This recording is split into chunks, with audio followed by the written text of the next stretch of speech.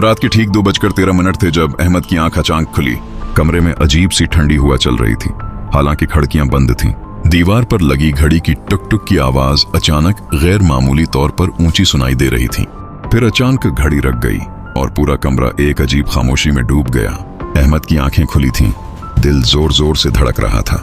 इसी लम्हे उसने महसूस किया कि दरवाजा आहिस्ता आहिस्ता खुद ब खुद हिल रहा है और फिर आहिस्ता आहिस्ता खुलने लगा। अहमद का गुला खशक हो गया। वो बस्तर पर बैठा रह गया, हाथ कांप रहे थे। कमरे की तरफ धुंधली रोशनी पड़ रही थी और कोने में साया हरकत कर रहा था। अचानक बस्तर के नीचे से किसी के नाखून फर्श पर रगड़ने की आवाज आई। खर्र खर्र। अहमद के जिस्म में सनसनाहट दौड़ गई। वो नीचे झांकने की हिम्मत नहीं कर सका, लेकिन जैसे ही मोबाइल टार्च ऑन की, बस्तर के नीचे कुछ भी नजर नहीं आया। टार्च अचानक बंद हो गई और अहमद के कान के बिल्कुल करीब किसी ने सरगोशी की, मैं नीचे नहीं हूँ। अहमद के दिल की धड़कन और तेज हो गई। वो पीछे मुड़ा और दीवार पर एक साया खड़ा देखकर सहम गया। ये साया आहिस्ता आहिस्ता बढ़ रहा था, फिर दीवार से अलग होकर अहमद के करीब आया। अब अहमद ने देखा, ये साया उसका अपना चेहरा रखता था, मगर आंखें बिल्कुल काली और मुस्कुराहट गैर इंसानी थी।